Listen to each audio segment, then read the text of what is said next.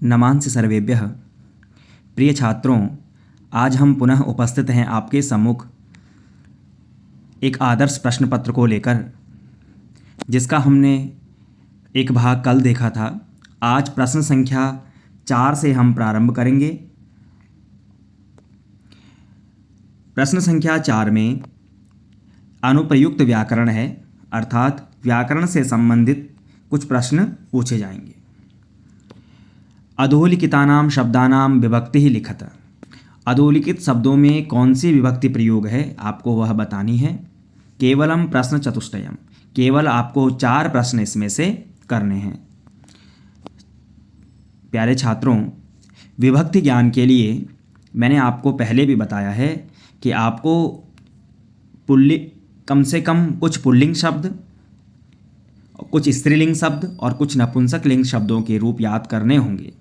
जैसे पुल्लिंग में बालक शब्द, स्त्रीलिंग में रमा शब्द, नपुंसक लिंग में फल शब्द, ऐसे ही इकारांत में हरि, स्त्रीलिंग में मति, है ना।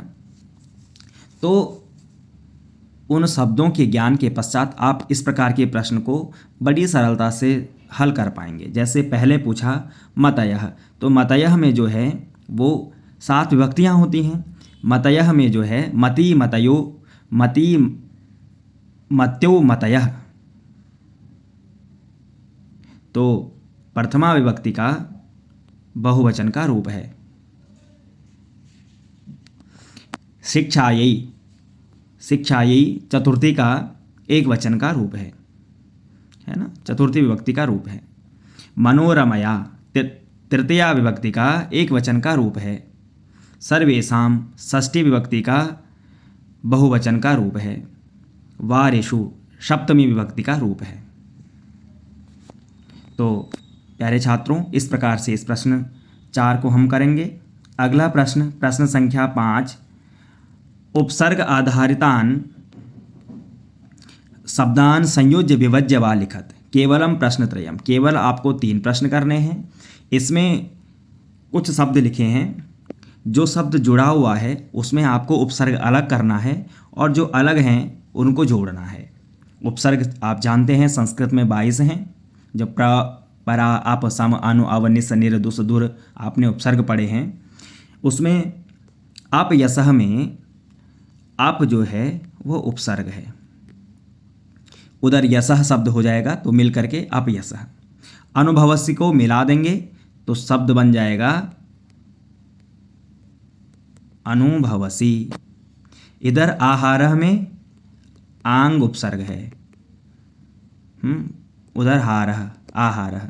समतुष्टः में संतुष्टः, संतुष्टः, ऐसे शब्द बन जाएगा, है ना। सम उपसर्ग है, तुष्टः उधर उत्तर पद है, तो संतुष्टः शब्द रूप बन जाएगा। इस प्रकार से उपसर्गों को जोड़ना भी है और अलग भी करना है। 22 उपसर्गों को आप एक बार पढ़ लेंगे तो आसानी से अलग भी कर पाएंगे और इनको जोड़ भी पाएंगे, क्योंकि आपको पता है कि उपसर्ग शब्द के पहले प्रारंभ लग करके उसका अर्थ बदल देता है। प्यारे छात्रों, प्रश्न संख्या 6 में अब हम चलेंगे। 6 में कहा मंजूषातः अंकानां कृते पदानि चिनुत। ये आपके सामने मंजूषा दी हुई है, इसमें उत्तर आपके सम्मुख हैं। केवल आपको 4 प्रश्न करने हैं। इन अंकों के लिए आपने संस्कृत के पद चुनने हैं। अब हम देखते हैं, पहला है 40, तो 40 के लिए कहा जाता है चत्वारिंशत्, 18 अष्टादश, 22 द्वाविंशतिः, 36 षड्त्रिंशत् और 45 के लिए पंचचत्वारिंशत्। इसके लिए छात्रों आप एक सरल उपाय कर सकते हैं कि 1 से 10 तक संस्कृत में संख्याएं याद कर लीजिए। उसके बाद 20 के लिए विंशतिः, 30 के लिए त्रिंशत्, 40 के लिए चत्वारिंशत्, 50 के लिए पंचाशत्। अब जो भी संख्या पूछी जाएगी 1 से 10 तक जब आपको याद है तो उनके आगे जोड़ते जाइए 1 से 9 तक। जैसे 11 है तो एकादश, 12 है द्वादश, 13 है त्रयोदश, 14 है चतुर्दश। तो एक बार आप 1 से 9 तक याद कर लेंगे और 10, 20, 30, 40, 50 के लिए याद कर लीजिए। उसके आगे जोड़ते चलिए तो आपका शब्द सामान्यतः बनता चलेगा, है ना, आप पहचान पाएंगे मंजूषा से। इसी प्रकार प्रश्न संख्या 7 में पूछा, अधोलिखितानां शब्दानां कृते मंजूषातः चित्वा संस्कृत पदम लिखत, केवलम प्रश्न चतुष्टयम। 4 प्रश्न करने हैं। कहा कुछ शब्द हिंदी में दिए हुए हैं, इनके लिए आपने संस्कृत पद चुनना है। जैसे पहला है कछुआ, कछुए के लिए संस्कृत में कहते हैं कूर्मः, पहले में आ जाएगा कूर्मः, पहले में कूर्मः। दूसरा है निर्धन, निर्धन के लिए कहेंगे विपन्नः। तीसरा है सरलता अर्थात ऋजुता। चौथा है अकाल अर्थात दुर्भिक्षः। और पांचवा है राग अर्थात भस्म। इस प्रकार से संस्कृत शब्दों को हमने यहाँ पर लिखा, हिंदी को संस्कृत में बदलना है। मंजूषा में शब्द दिए हैं, आप आसानी से इनको भर सकते हैं। प्रश्न संख्या 8 की ओर चलेंगे। इसमें बताया मंजूषा पद सहायतया क्रियापदम चित्वा वाक्यानि पूरयत। मंजूषा से शब्द लेकर के आपने यहाँ पर भी रिक्त स्थान भरने हैं। छात्रों, ये प्रश्न आपके पाठ्य पुस्तक से आए हुए हैं। जैसे ये वाला पाठ है दुर्बुद्धि विनश्यति, जिसमें हंस और कछुए की एक कहानी है। तो पहला है हंसाभ्याम सह कूर्मोपि उड्डीयते, पहला उड्डीयते। अहम किंचिदपि न वधिष्यामि, दूसरा एकः कूर्मः अपि तत्रैव प्रतिवसति स्म, तीसरा वयं गृहं नीत्वा कूर्मं भक्षयिष्यामः, चौथा। इस प्रकार से हमने उत्तर भरा। इसके लिए आपको थोड़ा कहानी पता होनी चाहिए कि उस कहानी में किस प्रकार के वाक्य थे, उसकी सहायता से आप भर पाएंगे। प्रश्न संख्या 9 की ओर चलेंगे।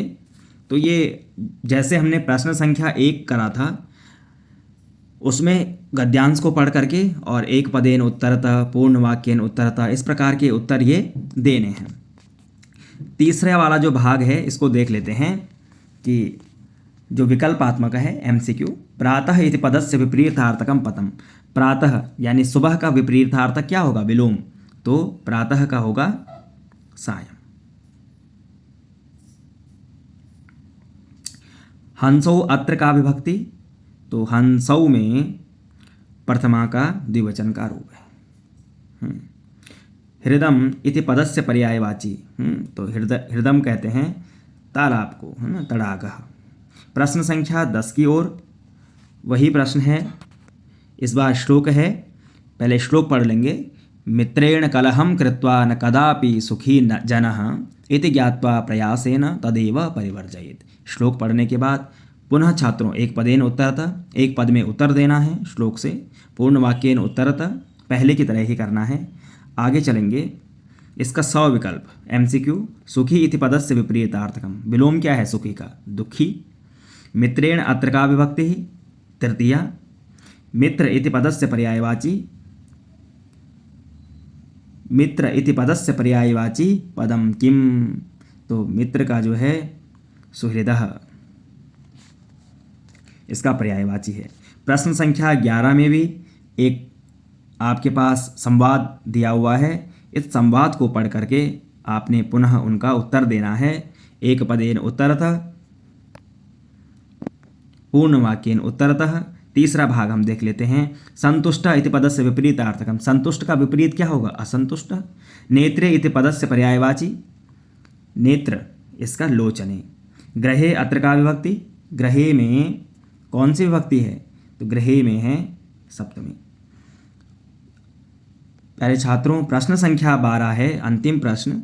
कहा रेखांकित पदानि आधृत्य प्रश्न निर्माणम कुरुत। आपको प्रश्न बनाना है वाक्य से। कैसे बनाएंगे? जो रेखांकित है, जो अंडरलाइन शब्द है, उससे आपको बदल के एक प्रश्न बनाना है, अर्थात उस शब्द के स्थान पर प्रश्नवाचक शब्द का प्रयोग करना है। जैसे वाक्य है मृत्यु न प्रतीक्षते, मृत्यु प्रतीक्षा नहीं करते, तो इसमें मृत्यु के स्थान पे प्रश्नवाचक करना प्रयोग है शब्द।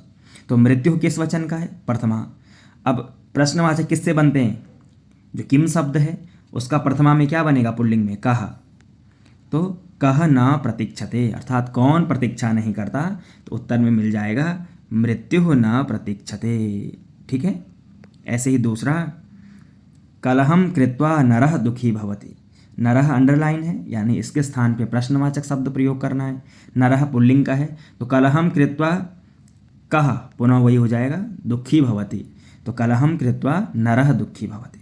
तीसरा है पितरम, द्वितीया का रूप है कम, उत्तर क्या बन जाएगा,